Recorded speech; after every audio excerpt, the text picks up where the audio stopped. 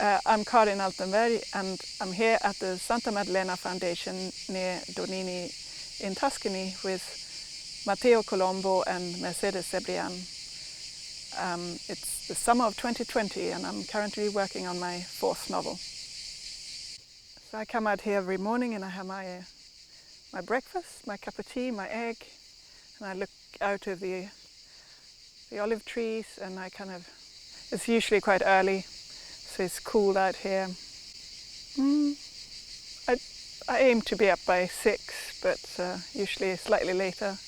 The sun rises above the mountains over there, and it's just a beautiful spot. Still a bit of heat radiating from the walls. It's perfect in the morning. So then I climb up all the steps to the top of the tower, and there is this on the last flight of stairs there's a little porthole with a tiny little window you can open and look out over the valley.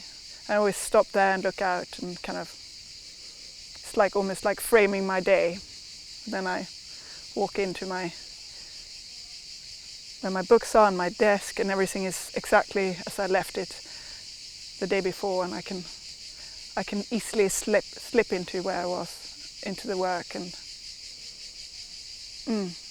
hopefully find thread where I left it.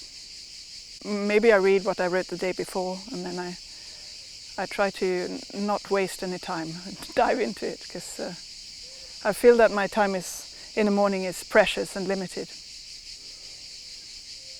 Then it gets too hot. Then I want to go out and read and swim in the pool or do something else in the afternoon.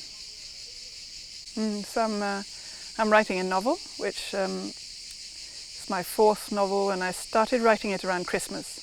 And then when the Corona thing happened, I just couldn't continue. So I tried, but it didn't work, so I left it.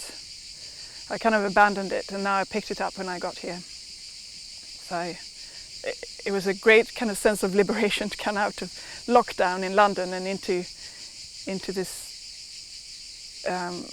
beauty and to start writing again.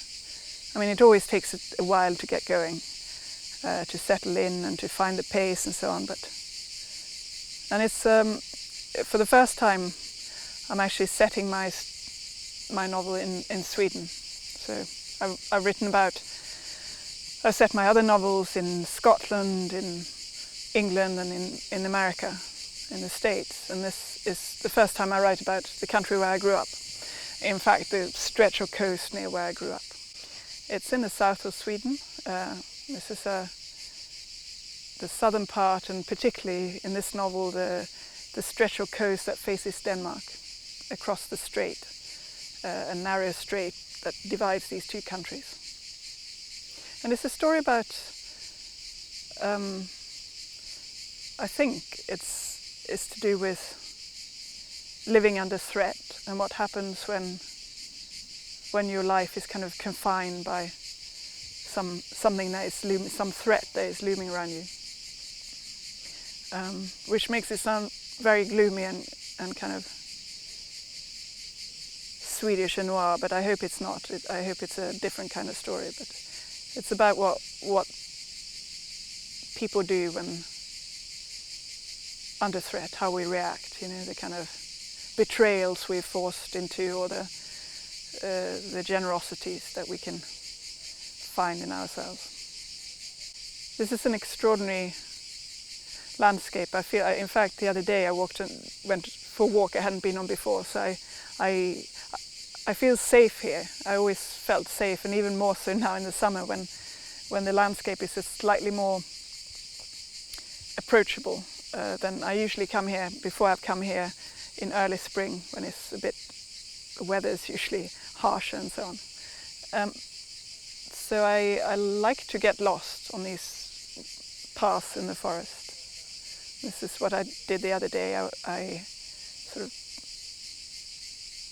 went off-piste in the woods and found some new routes. And you never know if there are routes that have actually passed, that have been created by humans or by animals. And I like that about here, if it's the hunters that have created these paths or if it's the deer. And I hope I kind of have the idea that hopefully I'm following the deer rather than the hunters, as opposed to they walk in the same direction. But and there's always an opening in these parts. You walk and in the thick woods. It's almost like a rainforest at the moment. It's so dense and there's lots of noise, and then suddenly it opens up into some beautiful meadow or olive grove or a vista of the Arno or whatever. It's an extraordinary landscape. I never get tired of it. And there's always wildlife, something moving in the undergrowth, where there's, a wild boar or the white stag that I still haven't seen, but you've seen it. In fact, that's what I was looking for, the white stag. Where is it? Where can I find it?